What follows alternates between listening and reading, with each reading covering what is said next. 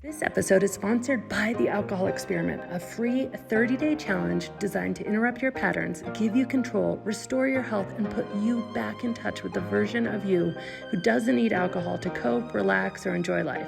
More than 220,000 people have already tried The Alcohol Experiment for themselves and have seen improved sleep, increased happiness, reduced anxiety, and so much more.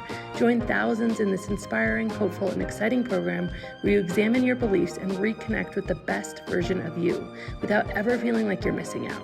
Start today for free at alcoholexperiment.com. Hi, this is Annie Grace, and welcome to This Naked Mind podcast. I'm here with Sam. Hi, Sam. How are you? Hey, Annie. I'm great, and it's such a pleasure to be here doing this. So thanks for inviting me on. Oh, I'm so happy to have you. So why don't you sort of take us back to the beginning for you with alcohol? Where did it all start? Yeah, that's a big question. So when I'm talking about this, I often start at what seems like a weird point, but it's the first time I decided to take a month off of drinking. I was 25, and the reason that makes sense to me as the starting point is that I think anyone who decides to do that, they're either consciously or subconsciously saying to themselves that their relationship with alcohol isn't working. Yeah. And up until that point, I'd never questioned it. Like, things had got pretty messy, quite dark at times, but it had never occurred to me until that point. So like, that seems like the beginning of freedom. But like the beginning is, I grew up in the UK. I had a pretty, in some ways, like a very normal kind of relationship with booze. It was like binge drinking culture, for my generation, really normal. I think the first time I got drunk, I was 12. I can remember like hanging outside the local shop and waiting for some guy to buy us a bottle of White Lightning. Lovely, right? And I don't think I got drunk, but that was the first time that I drank. And then it just became this thing. It became like the elixir of life. It was just normal. Alcohol was a thing in my house. My mum and dad drank, never like crazy amounts, but they both met in the brewing trade. So like the culture of alcohol around real beer was a thing. And me and my dad bonded over it. And from really young, me and my pals were like sneaking like spirits or liquor, US wise, right, from cabinets and like making horrible cocktails. And it was just what we did. And we just crept in without me noticing. And like at that time, I didn't join the dots on this for a long time, but I had quite heavy OCD, and I didn't really get drinking in the same way my pals did. Like, I got the sigh from my mind, like it shut my mind up, and it was the only tool I had to cope with like these compulsive thoughts. But I didn't get the kind of, my mates would be drinking until like 3 or 4 in the morning. I'd be like either throwing up, passed out, or like eating 7 or 8 burgers and just like wanting out, right? Way earlier. And I didn't get it until uni. And uni, it got mixed up with the rave scene and recreational drugs. And suddenly I was just drinking a huge amount more because I was like up all night and I was staying up until the early hours, and it just became an everyday thing. I never even noticed. I think I remember sitting there about 5 years into uni and just thinking to myself one day, shit, like you haven't not had a drink or been high or been on something for 5 years, man. It was just, I don't know, it didn't stop me or anything, but I can remember thinking to myself, like, this is mad. Like, it's just so normal. It's just what you do. Mm-hmm. But, I got my degree, I got postgrads, I never missed a day of work. None of that stuff. So in my mind, I don't think it ever occurred to me that this was like developing into an issue or a problem. And I went traveling. I went to, so when I was like 23, I went and did the whole cliche thing. I went off to Australia and Southeast Asia and had this amazing time, and I had loads of anxiety, and I just drank my way through it. And I lived in youth hostels. It was just what everyone was doing. It was just the norm. Again, I didn't have any reason to question it. But I did start to have these I had a bit of a spiritual thing going on at that point. So when I was like 18, I read The Power of Now by Eckhart Tolle. And it blew the doors open for me. And it's incredible. Yeah, incredible. And that was the beginning of that journey. And so through that time, I had some really deep experiences, and that part of me was opening and growing. So I was like I was trying to find myself, but losing myself just on repeat.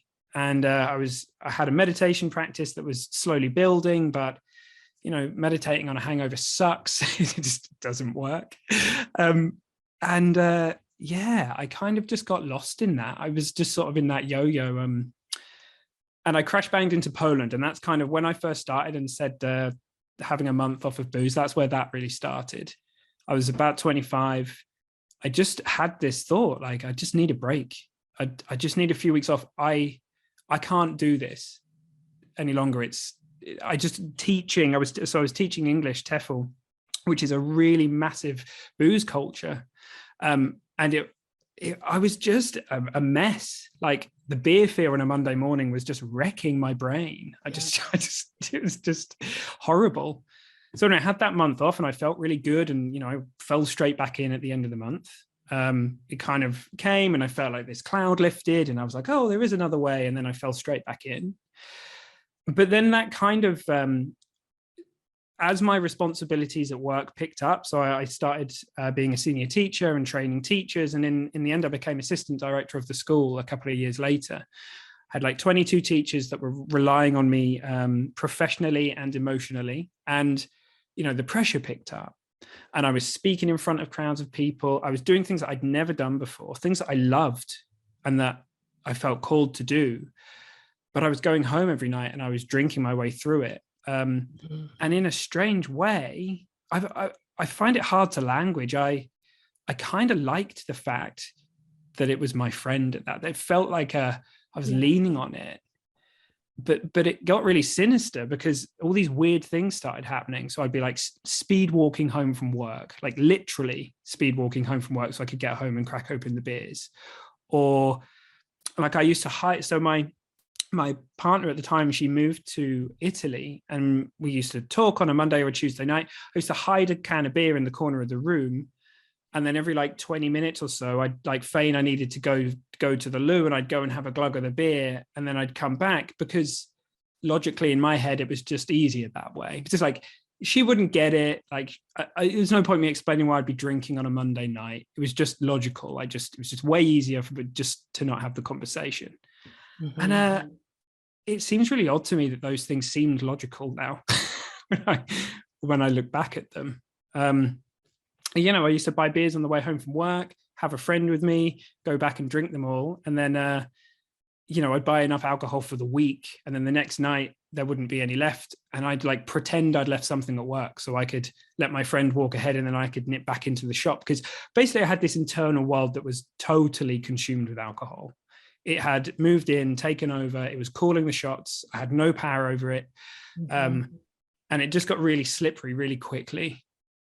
And I ended up in this on-off pattern of drinking where I'd have like a month off or 2 months off. And I was reading, I'd found Holly Whitaker's blog, Hip Sobriety. It like punched me in the face one night.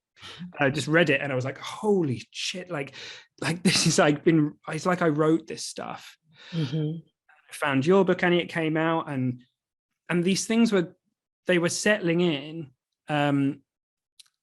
But I was still in this, the only way I could get out the on phase was I'd hit this kind of like weird self-destruct where I was like, I'm going to make this so bad that the only choice I have is to stop. Yeah. And I would end up in this like month of hell.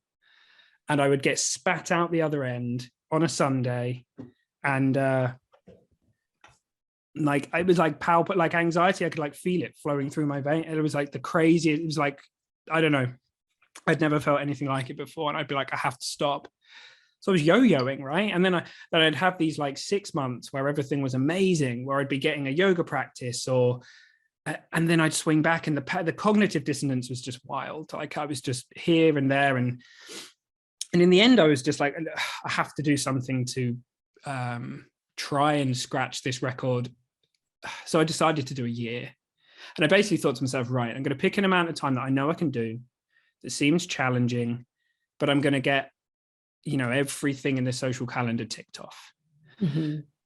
And, you know, that year turned into 19 months. And it was unbelievable. I spent 6 months backpacking around India. I trained to be a yoga teacher. I like cried on the side of mountains. I went to Spain. Like, it was insane. And in so many ways, I was literally making the world bigger. I was visiting more places, but there were these like rooms that I'd locked. There was the like social anxiety room, the OCD room, the like romantic relationship room, not having a tribe. I'd kind of transplanted a lot of my drinking life and just taken the alcohol out, just thought, oh, that will fix it.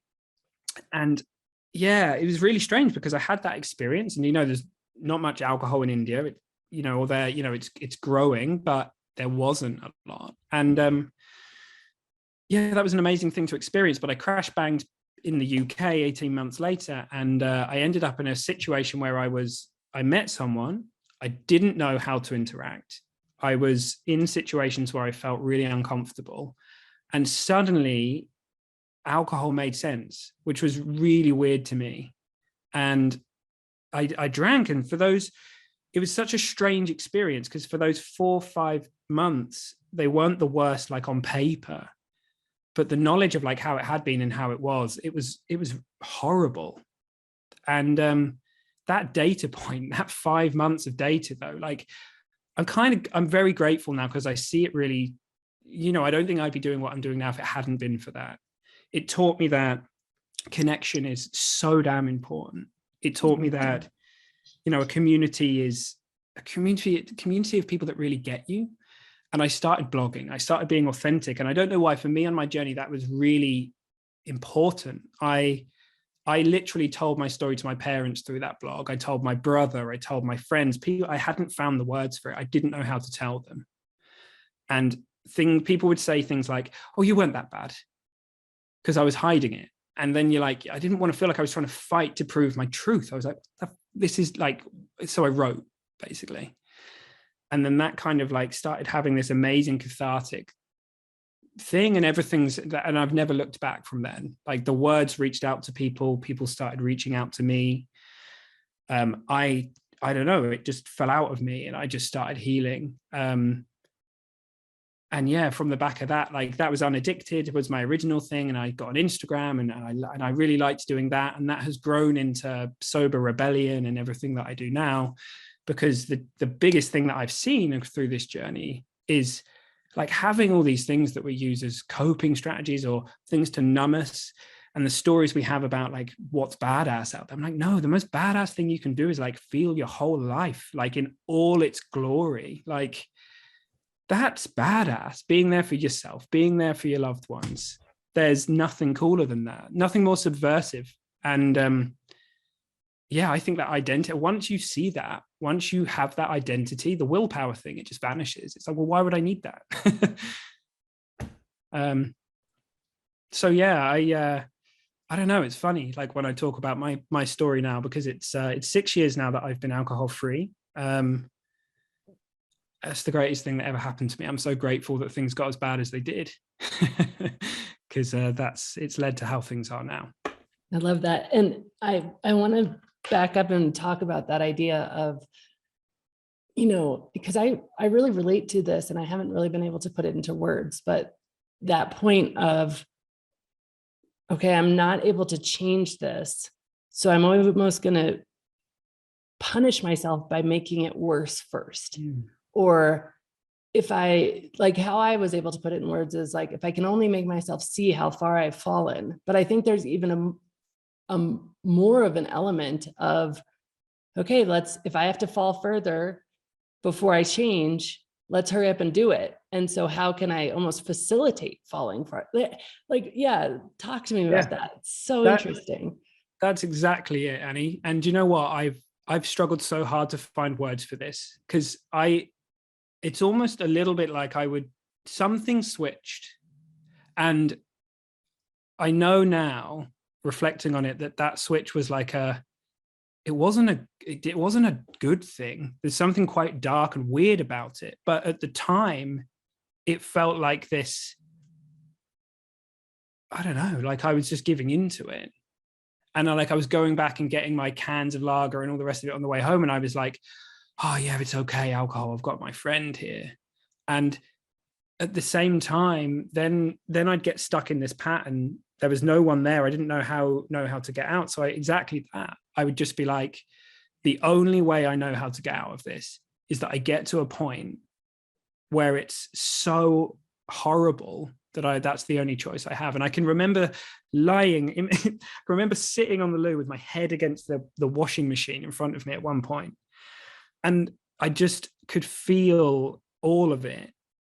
And I wrote a blog post about this, about staring at myself in the mirror, bloodshot eyes, looking, and just for the first time realizing that, oh shit, the voice I need to listen to, it's not the loudest one.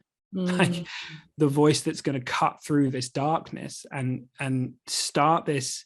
The wisdom was seeping through the cracks. I find that so amazing that in the middle of all of that, the real me was like, here I am, which is wild. I don't know. I can't language it, Annie. I don't think I've done a very good job of it. Again, there's some kind of feeling that was happening at the time, which I find it almost impossible to talk about. All I know is that there was an outcome, and what it looked like from the outside looking in was exactly what you said. Like, I'm going to speed up my descent so that I hit the ground so hard that hopefully the next bounce will catapult me far enough that I never have to come back into this shitstorm again.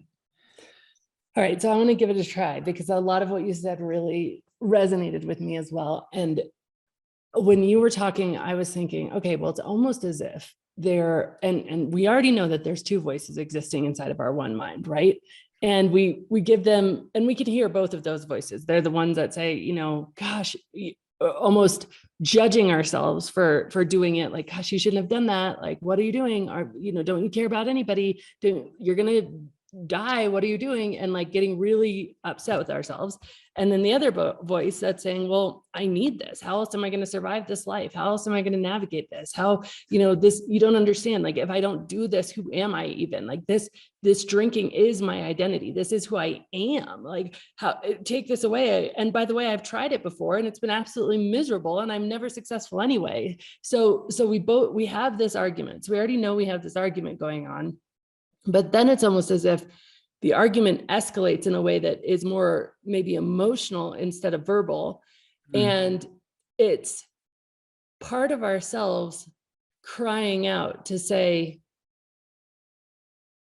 okay, like, save me. How, like, we know that there's a survival mechanism in our brains, right? We know that at some level, we will save ourselves. Yeah. And somehow turning up the gas or turning on the speed of our descent, like going further into it, is begging for the survival mechanism to kick in. Yeah, yeah. And you know, the whole way through, I say this to people all the time, that the whole way through, there was always a piece of me. I've always known, even in my darkest moments, that I'm okay.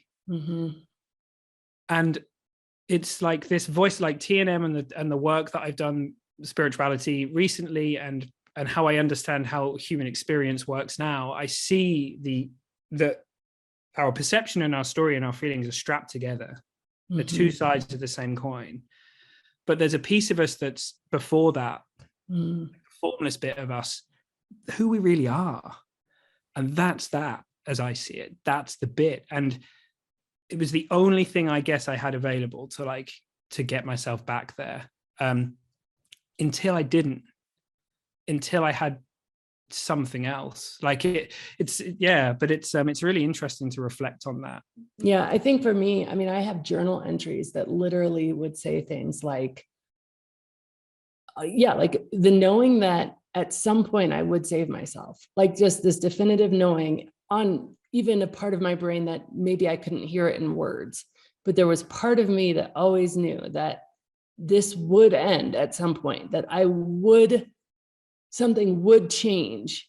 And then this other part of me being, you know, sick and crying and journaling and just writing like, well, I guess I have to fall further first, you know, and it's so interesting. I have these pieces of paper. I found them the other day. It's so wild. I haven't looked at them for years. And they were like things I scribbled. I didn't see them as journaling. They were like notes to myself, like from my best self to me. And like the stuff that's in there, it's like, remember that Sunday. And by that Sunday, I mean this day that was just the peak of anxiety. It's like, don't make it this Sunday. And all over this paper, it's like alcohol makes you sad. Like, a fresh, clean life. Substance is the other restriction. Living without them is the freedom. Like, I knew it. Like, I knew it all. And it's like so wild to look back at this stuff. And the strangest part is that we almost know it all more when we're experiencing the pain, because how I understand the brain to work is in the moments of craving, the human part of the brain that can write and articulate things like that, is completely turned off. It flatlines. Like MRIs have studied and shown that in moments of craving, the part of our brain that can make decisions for the future goes offline. And I've heard this described in so many different ways. I've heard it be like, I just showed up at the liquor store. Like, I didn't consciously make that decision, but then once that craving has been satiated, and once we're like really intoxicated and coming out of it, so we're not in those moments of craving, there is this reminder and this wisdom that we're trying to tell ourselves, because we know we won't be able to access it as soon as that craving hits, as soon as the brain is affected by that craving, because in the craving, all the chemicals surrounding it make it as though in your brain, not only is the part of your brain that is responsible for future decision making turned off, but your brain has literally confused the substance that you've been using to self-medicate as key to your survival. Survival, sure. So the depth of that need in those moments, and then there's this other part of us that's trying to help us remember that actually, no, but we are human. We don't have to get into that need, and it isn't our survival. And so both of those things exist inside of us, right? And for me, I would do things like make myself videos, like where I'd be drunk and I'd be like, no, this isn't the answer. This was never the answer. This isn't actually doing what you hoped it would. I remember being on the other side of the craving thinking, okay, well, like all I can see is that need to pick up a drink, right? And then being on the side of it where like, yeah, okay, that's gone. That craving is gone. And now here I am in the results of that, which is the drunkenness, and being like, this isn't it. Don't get confused again. This isn't it. Don't make this Sunday that Sunday. Like, it's just so profound, because both of those things exist inside of us. And I don't believe that we can access that bigger voice when we are just using shame and blame. I think that guilt and that pain that comes from it just further obscures the part of us that knows that this isn't it. That's so it. Like, the most powerful tool I had in my arsenal before anything was list writing. And I used to think of it as like time traveling. My best self, like Sam, was online. Sam would write this list. And sometimes I'd be hit with a craving. And like, I think of it in two ways. When it was kind of like a bit of a wobble and I could feel it, I would just read through my list. And very often it would like just bring me back online. But then the somatic piece, the bodywork piece, and like, this is why I love doing what I'm doing with Ellie so much with our podcast, Present and Sober, and everything, is that it's as you know, and it's speaking to the mind piece and the body piece, because sometimes when that's online, like, it ain't listening. Like, right. You can try and talk that thing down, but it's like, it doesn't speak the same language. But coming into the body and actually doing the opposite in a strange way of welcoming and surrendering, not in the sense of, it's just the opposite. We want to run from that feeling. Like, who wouldn't want to? There's nothing more natural than that. But actually, the strength in surrender and letting it flow through us is that it moves through us with quicker, and it finds our wisdom moves it through quicker, and we come online quicker, and we learn from experience, right, that they don't last forever, that this isn't me, and that the scream is like the death of this thing that's been doing a number on me for the longest time. So that difference between what's going on in the mind, what's going on in the body, and what it feels like when we've been hijacked is really interesting, and it's a very important piece. And you're so right, compassion is like, when we beat ourselves up for that stuff, we lock in the cycles, right? We just make it way easier to hit the screw it button. We're like, bang, I'm going to hit it again.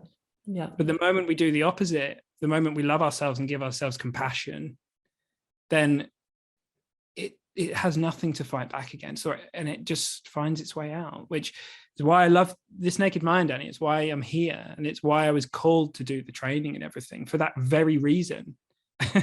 Well, let's talk about that. I'd love for you to talk about, so you're a certified This Naked Mind coach, and, you and Ellie have this brilliant podcast. Can you talk a little bit about your practice and where people can find you? Yeah, sure. So I have the Sober Rebellion, which I do like one-on-one and small group coaching in there, because it is a rebellion. It's badass, and people can reach out to me on the website and stuff if they want that stuff. It's sober-rebellion.com. But what I'm building with Ellie feels really special, because we both met training with Jolene Park. Ellie had been through the training with you guys, and I hadn't. And I don't know, sometimes you meet someone, and I can remember saying to my partner Robin, after the first time I had a chat with Ellie, we're going to collab at some point. I don't know when, I don't know how, but I just could sense it.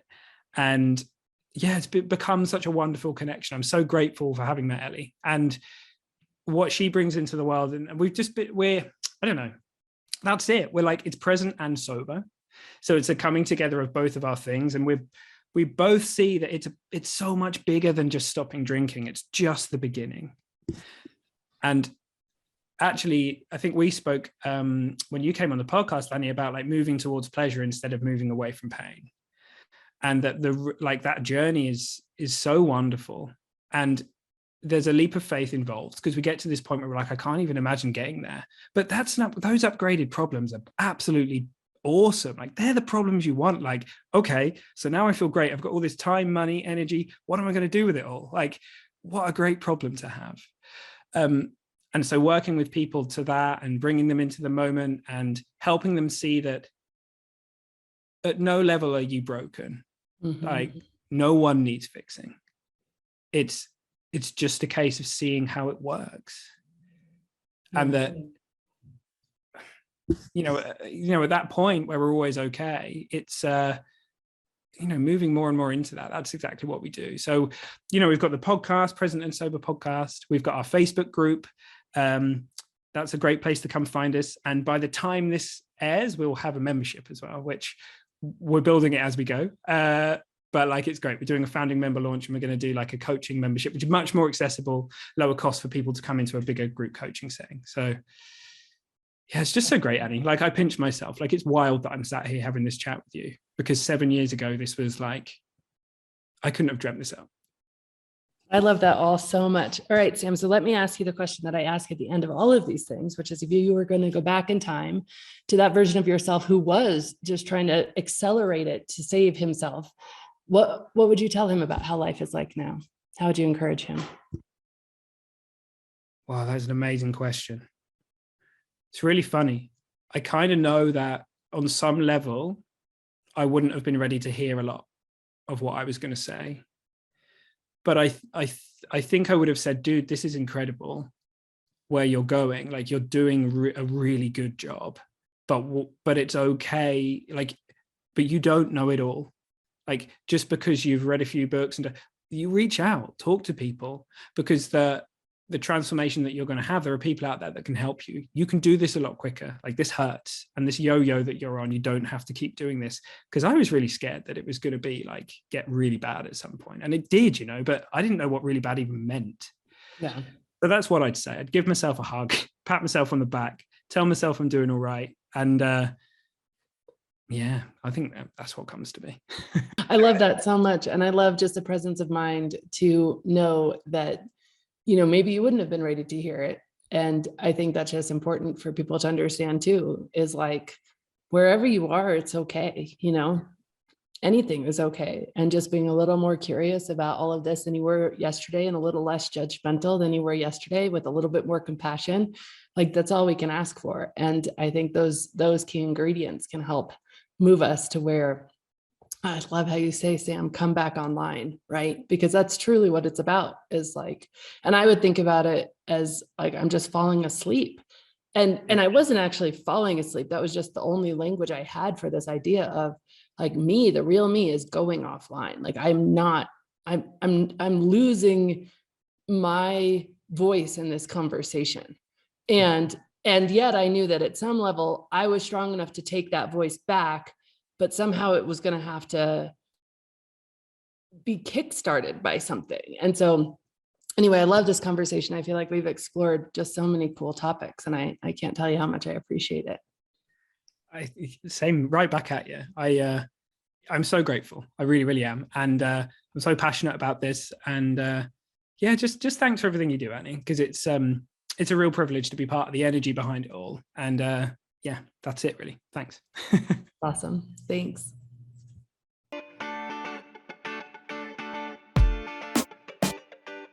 Can you believe it's already February? What happened to January? It's gone already, and with it, a lot of people's New Year's resolutions. Maybe you started off the year wanting to drink less or nothing at all, but you find yourself still drinking. If that's you, you're not alone.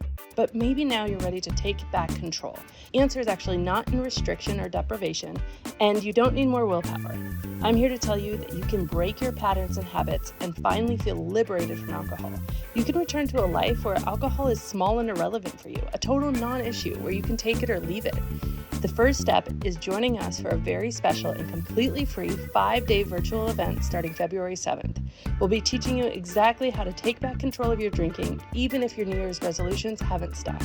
Save your spot today at controlalcohollive.com. We can't wait to see you there. And as always, rate, review, and subscribe to this podcast, as it truly helps the message reach somebody who might need to hear it today.